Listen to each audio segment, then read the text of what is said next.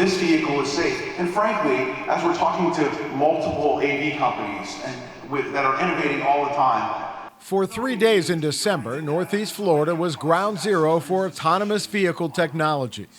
Hundreds of industry experts and others hoping to learn more converged here for the state's 10th annual Autonomous Vehicles Summit. There are so many forward thinkers here, all in one space, that are converging into one location. And I guarantee you, you can never find a conference that brings everybody into one space with the same shared mission of advancing autonomous mobility safely for all communities around the country.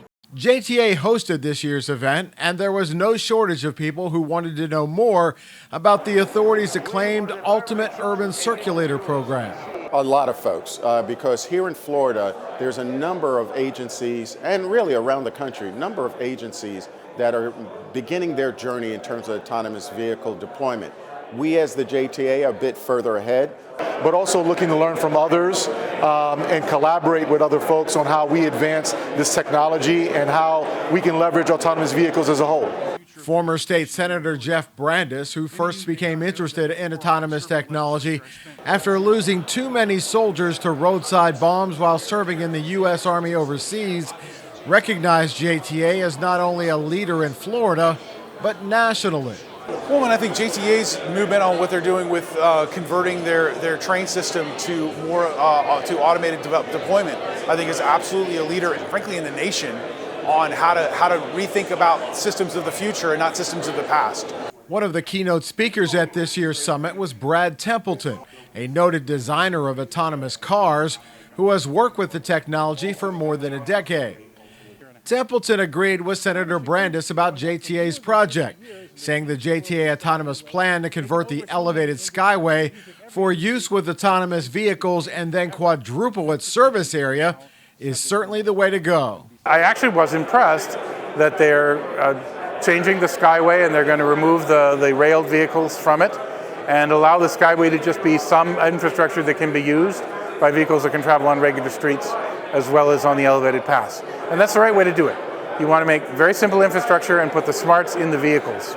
And Jacksonville's actually one of the few cities to have figured that out.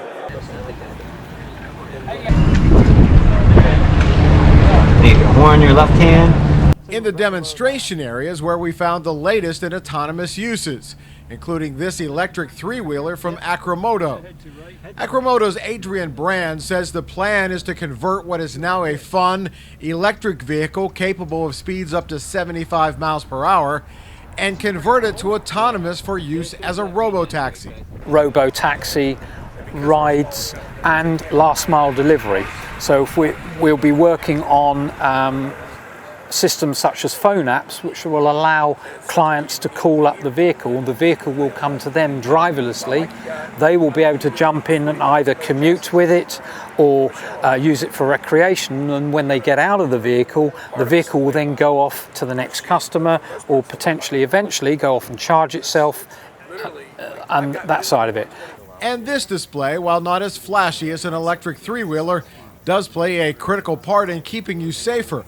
It allows the driverless vehicles to better see and read lane markings on the road in foul weather, like the heavy downpours we see here in Florida. So, forward-facing camera systems rely on pavement markings for lane centering, lane departure warning, look ahead, and the better the pavement marking performance is, the better off they perform. While checking out the latest autonomous innovations outside in the demonstration area was fun and exciting, inside, some key conversations centered around sorting through regulatory issues. What we can do as a group, what we can do as a state, and what we can do collectively as a nation to advance the regulatory framework to enable us to ultimately test and prove out the use of these vehicles more broadly is really, really important.